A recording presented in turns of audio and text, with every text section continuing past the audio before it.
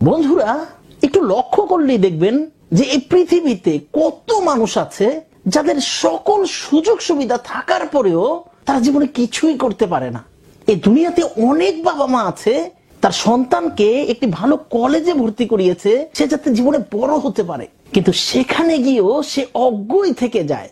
এই দুনিয়াতে কত বাবা মা আছে তাদের ছেলে মেয়েদেরকে একটি এস্টাবলিশ রেডিমেড বিজনেস পরিচালনার দায়িত্ব দিয়ে দেয়, কিন্তু ওখানেও সে অকর্মাই থাকে, অসফলই থেকে যায়। বন্ধুরা, একটু খেয়াল করুন, কত মানুষ আছে যে ভালো গান করে কিন্তু সে জনপ্রিয়তার শিখরে উঠতে পারে না। অনেকে ভালো কবিতা প্রবন্ধ লেখে কিন্তু খ্যাতিমান বড় লেখক সে হতে পারে না। অনেককে দেখবেন ভালো ছবি আঁকে কিন্তু সে কখনো বড় পেইন্টার হতে পারে না। অনেককে দেখবেন খুব ভালো খেলে এবং অনেকেই বলে যে না সে খুব ভালো খেলে, কিন্তু সে বড় খেলোয়াড় হতে পারে না। কেন? আরে ভাই, why? Only one reason, they don't want to disturb their comfort zone. তাদের সকালে যতটা বাজে ওঠার অভ্যাস তারা ঠিক ওই সময়ই উঠবে। তাদের খাওয়া দাওয়া যতটা সময় নিয়ে টিভি দেখতে দেখতে আরাম করে খাওয়ার অভ্যাস ঠিক ততটাই সময় নিয়ে খাবে। তাদের রাতের বেলা যতটা বাজে আরাম করে বিছানায় যাওয়ার অভ্যাস ঠিক সেই সময়েই যাবে। তাদের যত মানুষের সাথে গসিপ করার শিডিউল আছে তাদের সবার সাথে গসিপ করবেই করবে। আর যদি ওই সকল কিছুতে একটু কম বেশি হয়ে যায় তাহলে তারা ডিস্টার্ব হয়ে যায়। বন্ধুরা, এই কমফোর্ট জোন কত মানুষকে মেরেছে।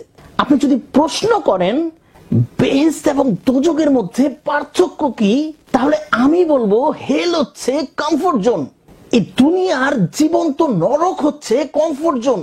এই কমফোর্ট জোনের কারণেই মানুষ অসফল এবং মিডিওকার হয়।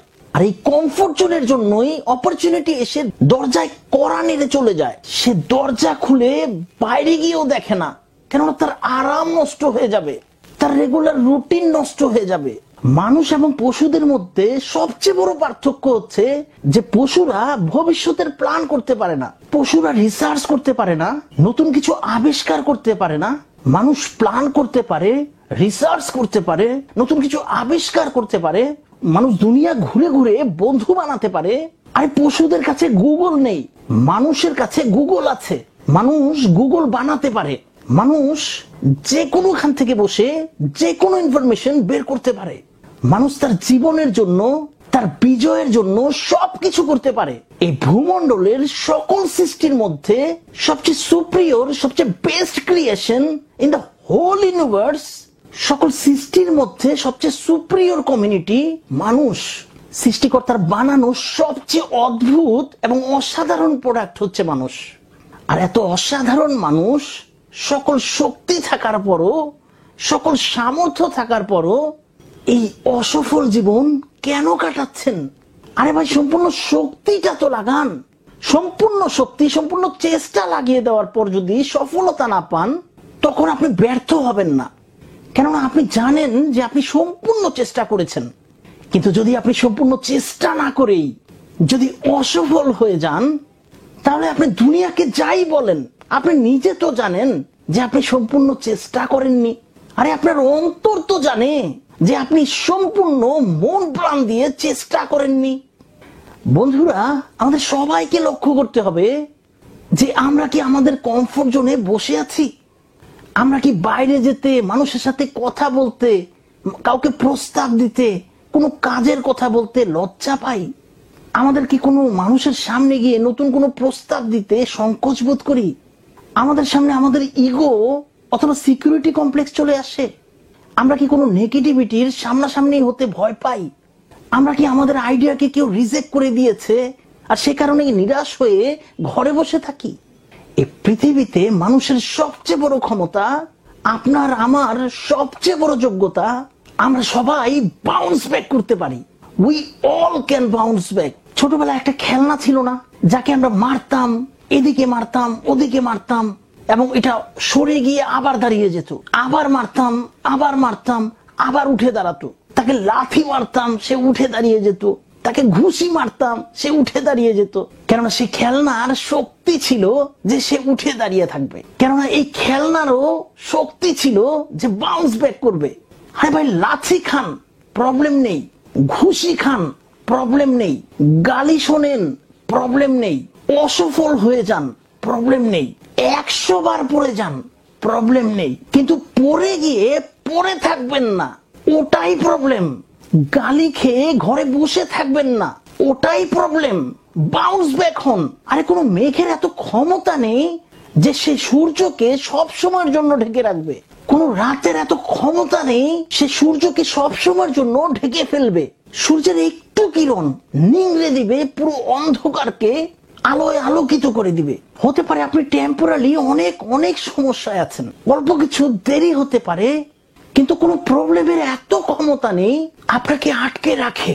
অল্প কিছু সময় লেট হতে পারে সফলতার জন্য, কিন্তু এই দুঃখে আপনি যদি কমফোর্ট জোনে গিয়ে বসে পড়েন, মানুষদের সমালোচনা, তাদের নিন্দা মনের ভেতর নিয়ে বসে গেলেন।